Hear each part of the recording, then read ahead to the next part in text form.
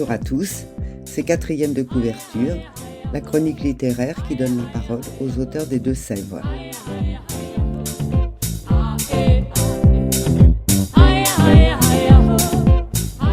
SAV Gendarmerie, bonjour. Certaines administrations sont confrontées au quotidien à des situations burlesques comme l'éducation nationale et ses candidats au bac à l'imagination fertile. La gendarmerie n'échappe pas à la règle. Ce sont ces perles que vous propose Pierre Brandao, en poste 12 ans au centre opérationnel de la gendarmerie, le fameux 17, et Jindy Lafontaine, l'énigmatique community manager de la gendarmerie des Deux-Sèvres. À eux deux, ils ont concocté un recueil basé sur la surprise souvent, la bêtise parfois, la drôlerie toujours. Qui est Bob ? Un peu de nous tous en somme, mais il est surtout le prétexte à rire, à se dérider dans un monde enclin à la morosité, à s'échapper de son quotidien tristounet, envahi par les affres de la pandémie et la sourde menace d'un conflit qui n'en finit pas. Alors riez, partagez, faites-vous plaisir, et n'oubliez pas qu'un jour, ce Bob pourrait vous ressembler.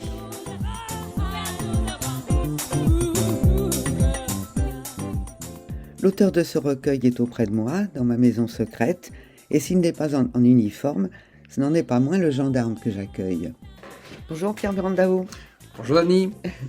Alors vous êtes venu avec un petit livre sous le bras pour nous donner la bonne humeur pour finir l'année, pour commencer l'année prochaine. C'est vraiment son objectif, rendre le sourire grâce à des petites anecdotes, mais vraiment des anecdotes, c'est-à-dire ce qui est vrai, et des histoires que j'ai récoltées au fur et à mesure de ma période de gendarme à Niort et aussi à La Rochelle pendant plus d'une douzaine d'années. Ce sont des choses qu'on ne s'attend pas à trouver sur un centre d'appel d'urgence, le fameux 17. On était particulièrement surpris de certaines sollicitations du public. Alors ça s'appelle SAV Gendarmerie Bonjour. Et donc ce sont des anecdotes que vous avez vous-même entendues ou récoltées auprès de vos confrères de la région. Voilà, tout à fait, aussi bien au niveau du centre d'appel d'urgence de La Rochelle que de celui de Niort. Bon. Et vous nous garantissez qu'elles sont toutes véridiques, parce que certaines, moi je les ai lues, certaines on se demande quand même. Oui, c'est pour ça qu'elles sont d'ailleurs dans le livre, c'est parce que jamais on n'aurait pensé que certaines sollicitations pouvaient être effectuées. On a des histoires, je peux en raconter une petite là, vite fait. Un jour, une dame qui habite à Saint-Martin-de-Ré rentre du marché, elle ouvre la porte de son appartement, catastrophe, un drame s'est produit pendant son déplacement au marché, et elle nous dit « Maurice est mort, qu'est-ce que je peux en faire ?» Alors tout de suite, l'opératrice qui entend cela, « Mais Maurice, c'est votre frère, c'est votre père que... » Et la dame dit « Non, pas du tout, c'est mon poisson rouge.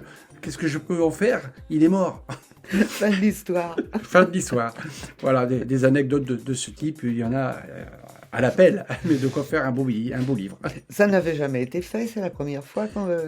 Si, sous d'autres formes, j'ai pas le nom en tête du rédacteur, mais il existe déjà au moins un ou voire deux livres qui traitent de ce genre de bêtises, entre guillemets, vraies qui se sont produites. En tout cas, c'est une très bonne idée parce que ça fait passer un très bon moment. Et puis, c'est vrai qu'on a du mal à imaginer quand même que ce que vous écrivez puisse être vrai. Oui, tout à fait. Parfois, je suis encore surpris de lire, d'en relire certaines. Ça nous remet un petit peu dans le passé. Je me souviens de cette personne à 3h du matin qui me téléphone et qui me dit « Est-ce que vous avez la lune face à vous ?» Là, c'était pas le cas. Moi, j'étais à La Rochelle, à Lagore, hein, là où se trouve le centre d'appel d'urgence, et la personne m'appelait de l'île d'Oléron. Et ben voilà, je suis en train de fumer ma cigarette et je regarde la lune. Je comprends pas. Elle grossit, puis elle dégrossit, puis elle dégrossit, puis elle regrossit à nouveau. Et tout, elle n'arrête pas de faire ça. Vous le voyez pas de La Rochelle?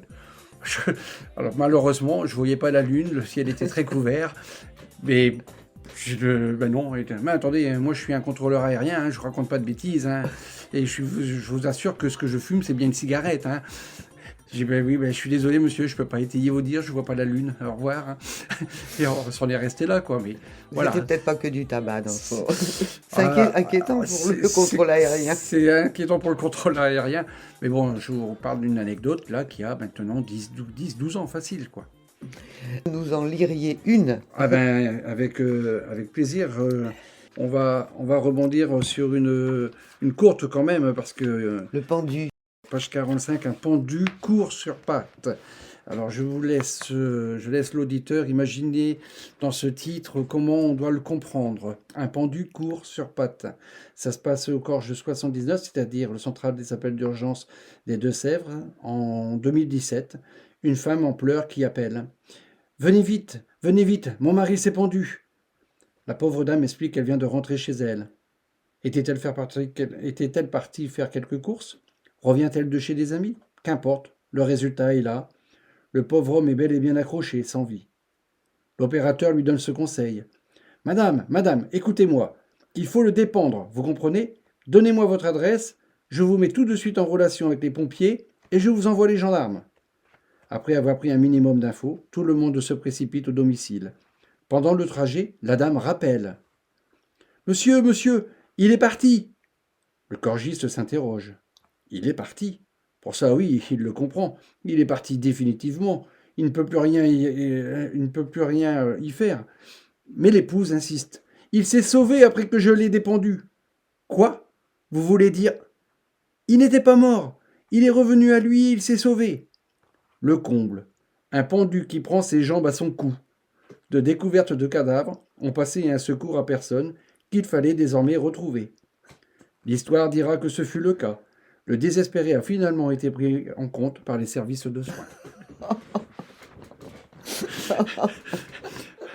Alors, il y en a une, moi, que j'aime beaucoup. Si vous voulez, on va la lire à deux. Ah, ben avec plaisir. Vous avez demandé le 179. Je ne garantis pas d'aller jusqu'au bout sans un fou rire. Pour la circonstance, ce sont deux opératrices du central d'appel d'urgence des Deux-Sèvres qui ont eu à traiter ce cas, entre guillemets. C'est une dame qui appelle. Je vais faire les gendarmes. Je vais faire la dame qui appelle. Allez. Gendarmerie, bonjour. Mais j'ai fait le 179, mais je veux pas la gendarmerie. Vous voulez quoi exactement, madame? Comment? Vous voulez quoi? Le 119 que je voulais. Le 119? Bah alors, le 179, c'est quoi? C'est la gendarmerie. La gendarmerie, c'est le 17, madame. Là, vous avez fait la gendarmerie. Ah ben alors oui, je voulais pas la gendarmerie, je voulais le 179. Eh bien, refaites votre numéro à ce moment-là, d'accord? D'accord, excusez-moi, madame. Il n'y a pas de souci. Au revoir, madame. Gendarmerie de Niort, bonsoir. Ben oui, mais excusez-moi, j'ai fait le 179, mais j'ai aucune envie d'avoir la gendarmerie. Mais madame, c'est quoi le 179? Mais la gendarmerie, c'est quoi? C'est le 17, la gendarmerie. Mais vous voulez quoi? Mais je veux rien du tout, j'ai besoin absolument de rien. Mais c'est quoi le 179? Eh ben c'est... c'est à ma télé. Ah, mais vous êtes sur votre téléphone, madame. Si c'est à la télé, le 179, faut prendre la télécommande. Ah oui, d'accord. Excusez-moi, je me suis trompée. Excusez-moi. Il n'y a pas de quoi. Au revoir. Et ça, c'est vraiment vécu. Celle-là, elle me fait mourir de rire. Vous savez pourquoi? Parce que ça pourrait m'arriver. C'est ce que je dis d'ailleurs souvent. C'est un livre, on n'en veut à personne dans ce genre de situation, bien évidemment. Et puis ça nous met un peu de soleil dans la journée parce que parfois nous sommes amenés à traiter des choses beaucoup plus graves. C'est le fondement même du 17.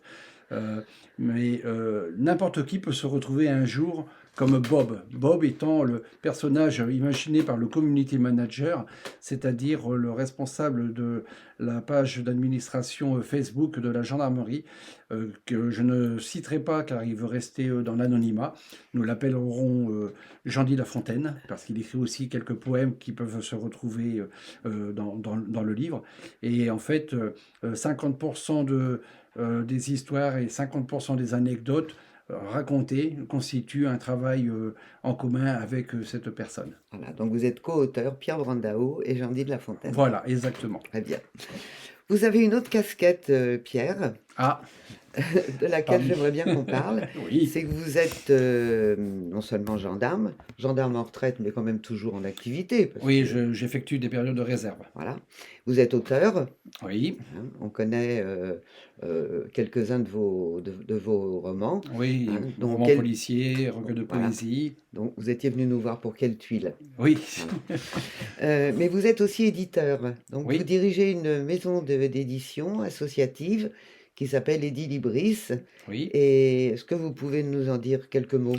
Oui, Edilibris est une maison d'édition associative née en octobre 2010 et qui regroupe aujourd'hui une trentaine d'auteurs.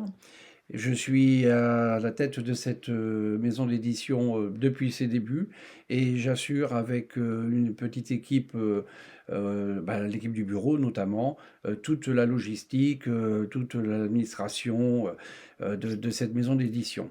Nous sommes souvent sollicités par des auteurs. Nous n'allons pas à la recherche d'auteurs. C'est surtout le bouche à oreille qui fonctionne.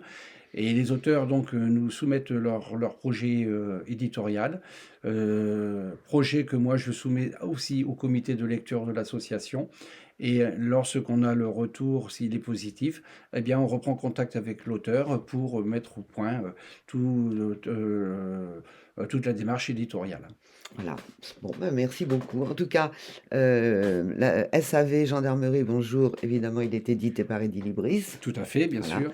On le trouve, pour l'instant, il est encore en souscription. Non, c'est fini, la Alors la souscription est terminée. souscription, effectivement, est sur le point de se terminer, hein, puisqu'elle va se terminer au 31 décembre de cette année. Mais le livre, lui, continue à être disponible soit sur le site de l'association.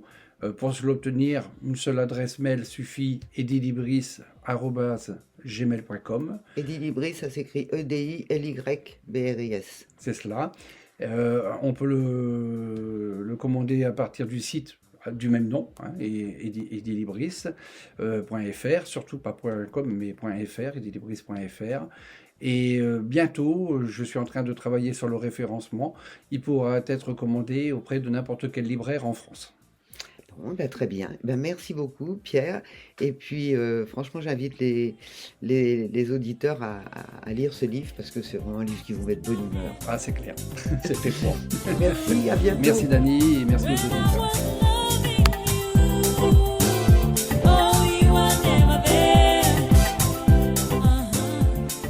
C'était quatrième de couverture, Dany Ledu.